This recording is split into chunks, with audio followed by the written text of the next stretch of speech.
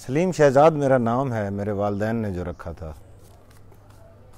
5 مئی 1978 کو میں ملتان میں پیدا ہوا۔ میرے آباء و اجداد کا تعلق تحصیل تونسہ شریف کے علاقے بستی بنڈی سے تھا۔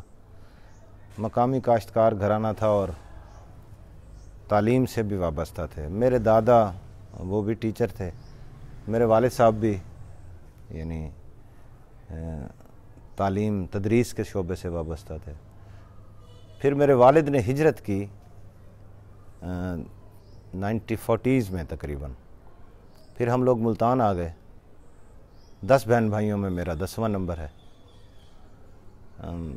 بس یہ میرا خاندانی پس منظر ہے، تعارف ہے، یوں سمجھ لیں۔ محرکات ہوتے ہیں، یہ بعد میں انسان کو پتہ لگتا ہے کہ محرکات ہیں۔ میں مثلا جیسے میرے والد صاحب فارسی کے استاد تھے اور میرے گھر میں ہم 10 بہن بھائی تھے، مجھ سے بڑے جو بہن بھائی تھے ان میں کچھ لوگ لٹریچر پڑھ رہے تھے، تو میں سمجھتا ہوں کہ وہ میرے لیے محرک کا کام کیا انہوں نے۔ میں کتابیں پڑھتا تھا، فارسی پڑھتا تھا، شاعری، نثر، اصناف ادب۔ لیکن اب یہ دیکھیں کہ ہم 10 بہن بھائیوں میں اور تو کوئی نہیں بنا شاعر یا نہیں ہوا شاعر، بننا تو خیر کیا ہوتا ہے۔ تو میں کہیں نہ کہیں ڈسکوری کے عمل سے گزر گیا۔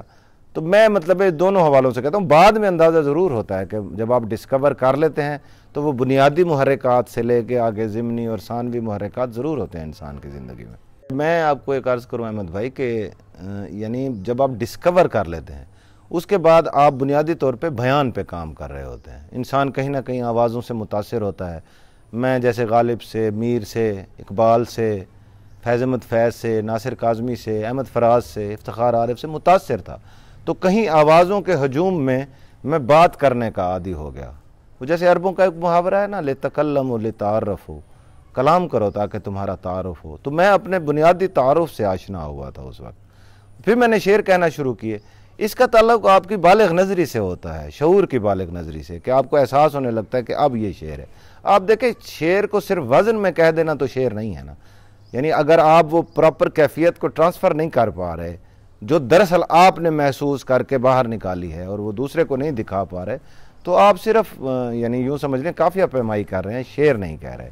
اچھا، اس میں جو بڑا محرک ہے بعد میں کہیں آنے والا، وہ ظاہر ہے عشق ہے، محبت ہے۔ جب آپ محبت کے اس عمل سے براہ راست گزرتے ہیں تو آپ دراصل اندر کے سفر سے گزر رہے ہوتے ہیں، اور وہ جو اندر کا سفر ہے وہ آپ کو کہیں نہ کہیں آشنائی عطا کرتا ہے، کہیں نہ کہیں آپ کا تعارف اپنی ذات سے کراتا ہے، اور آپ اس بنیادی اجنبیت سے نکل آتے ہیں۔ شعر کے حوالے سے بھی جب آپ کلام کو اس کے میکسیمم پوائنٹ پہ لے آتے ہیں، وہیں وہ عربوں کا ایک محاورہ ہے کہ کلام الملوک ملوک الکلام ہے، کہ بادشاہوں کا کلام کلاموں کا بادشاہ ہوتا ہے۔ آپ کو اپنے ارد گرد بہت سے شاعر نظر آ جائیں گے، ان میں بعض بہت اچھے شاعر ہوں گے۔ تو ایک شاعر بننے کا سفر، پھر ایک اچھا شاعر بننے کا سفر، اور اس سے آگے ایک بڑا شاعر بننے کا سفر، وہ آپ کے اپنے تعارف سے وابستہ ہوتا ہے کہ آپ خود کلامی کیسے کر رہے ہیں، آپ آبزرویشن کیسے ڈسکلوز کر رہے ہیں، آپ کے مشاہدات اور تجربات کیا ہیں بنیادی طور پہ۔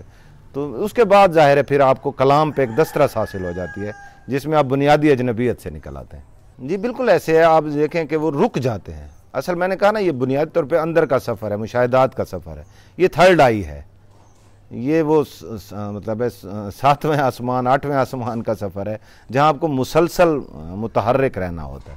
تو آپ جن شاعروں کو دیکھتے ہیں کہ وہ رک گئے ہیں، دراصل وہ اپنی خود کلامی سے رک جاتے ہیں۔ سماجی پریشر ہو گیا، معاشی حالات ہو گئے، ارد گرد کے ماحول میں انوائرمنٹ کے تقاضے ہوتے ہیں، جب وہ اس بنیادی شاعر، جیسے بید الحیدری نے کہا تھا، شاعری ایک فاحشہ ہے، یہ پورا مرد مانگتی ہے۔ تو جب آپ اگر شاعری کو پراپر وقت نہیں دے رہے، پورا وقت نہیں دے رہے، اور اپنے اندر کے سفر سے نہیں گزر رہے مسلسل،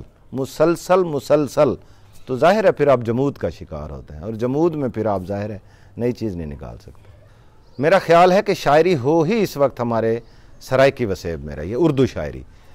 آپ بڑے شہروں میں مٹیریلزم کے حوالے سے بات کر کے دیکھ لیں تو وہ ایک ہمارے لاہور کے دوست ہیں، نام لینا شاید مناسب نہ ہو، وہ کہتے ہیں یہاں بے روح شاعری ہو رہی ہے، چونکہ آپ دیکھیں وہ اپنے مادی یعنی معاملات میں اس مقام پہ پہنچ گئے ہیں جہاں تقریباً استغنا ہم کہہ سکتے ہیں، جبکہ یہاں وسیب میں ہمارے اس علاقے میں محرومی بھی ہے، پریشر بھی ہے، معاملات بھی خراب ہیں، سماجی بھی، معاشی بھی، ذاتی بھی۔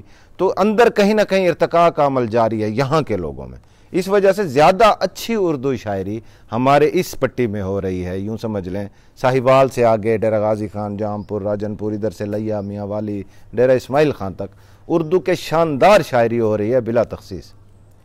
میں بنیاد ہمیشہ یہ دوستوں سے کہتا ہوں کہ سیاحت شاعری کے لیے بہت ضروری ہے. اگر آپ سفر کا، آپ جن شاعروں کا تذکرہ کر رہے ہیں آپ ان کو دیکھ لیں، ان کی زندگی کا مطالعہ کر کے دیکھ لیں، یہ مسلسل سفر میں تھے. فیض صاحب کو دیکھ لیں، کبھی انگلینڈ ہیں، کبھی فلاں جگہ ہیں، کبھی فلاں جگہ ہیں، مسلسل سفر کر رہے ہیں. وہ جو ارد گرد کے مشاہدات ہیں وہ ایکسپوئر کریٹ کرتے ہیں، اور ایکسپوئر کلام میں وسعت پیدا کرتا ہے. وہ بہت بڑا ایک جملہ ہے ایک شاعر کا، فیض صاحب کا ہی ہے شاید، کہ اب اچھے شعر نہیں ہوتے، اس کے لیے جستجو کرنا پڑتی ہے.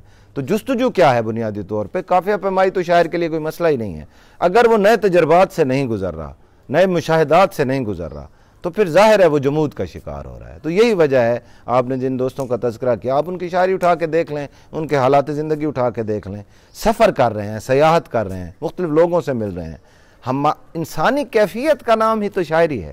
تو جب اب زیادہ سے زیادہ لوگوں سے مل رہے ہیں تو زیادہ اچھی شاعری کر رہے ہیں، ان کے مشاہدات کو ٹرانسفر کر رہے ہیں، ان کو ابزارب کر رہے ہیں تو ٹرانسفر کر رہے ہیں. تو یہ مسئلہ ہوتا ہے بنیادی طور پر. میں کچھ شعر آپ کو پیش کر دیتا ہوں کہ ساتھ چلتے ہیں زمانوں کی طرح ہوتے ہیں،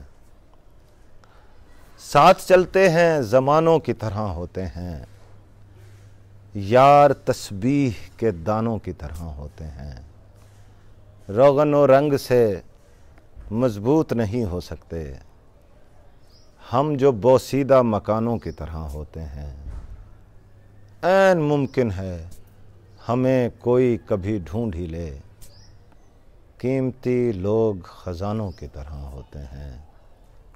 اور شعر دیکھیے کسی قابل ہو کے، وار کس سمت سے ہوگا مجھے معلوم نہیں، وار کس سمت سے ہوگا مجھے معلوم نہیں، لوگ شطرنج کے خانوں کی طرح ہوتے ہیں، اور پیار جتنے بھی کریں نفل عبادت ہے سلیم، عشق بے وقت اذانوں کی طرح ہوتے ہیں. کشمکش ہے یہ نظم، اس کا عنوان ہے رب نے بھی کہا ہے کہ میں ناراض ہوں تم سے، ماں نے بھی کہا تھا کہ میرا نام نہ لینا، اس نے بھی کہا تھا کہ محبت نہیں تم سے، انسان کے درجات سمجھ میں نہیں آتے، یہ لوگ بھی ملتے ہیں تو منہ پھیر کے اکثر، مذہب کے مقامات سمجھ میں نہیں آتے، بیزاری دنیا کا سبب کچھ بھی نہیں ہے، میں کیا ہوں میرا نام و نسب کچھ بھی نہیں ہے، مذہب سے الجھتا ہوں تو محشر میں سزاوار، دنیا سے الجھتا ہوں تو رہنے نہیں دیتی، چاہت کے تقاضے ہیں کہ پورے نہیں ہوتے، یادوں کی اذیت ہے کہ مرنے نہیں دیتی، اور خون کے رشتے ہیں کہ جینے نہیں دیتے. ایک اور نظم ہے، اس کا عنوان ہے پچھتاوا.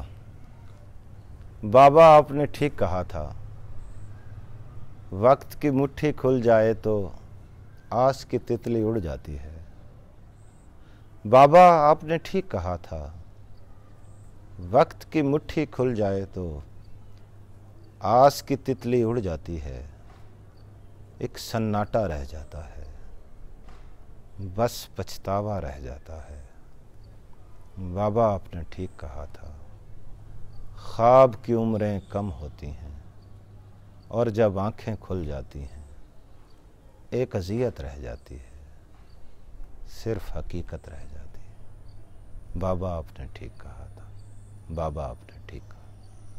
سنبھل سنبھل کے تیرے آستاں تک آیا ہوں، غبار ہو کے تیرے آسماں تک آیا ہوں، وہ مجھ میں اور کوئی ہے جو مانتا ہی نہیں، میں خود نہیں ہوں جو چل کر یہاں تک آیا ہوں، میرا یہ بوجھ میری آنکھ نے اٹھانا تھا، میں شرمسار ہوں نوکے زباں تک آیا ہوں، 1000 سال میں ذوق گماں تک آیا تھا، 1000 سال میں حسن بیاں تک آیا ہوں، میں ایک حرف غلط کی طرح پڑا تھا سلیم، میں خود کو روند کے اس داستاں تک آیا ہوں.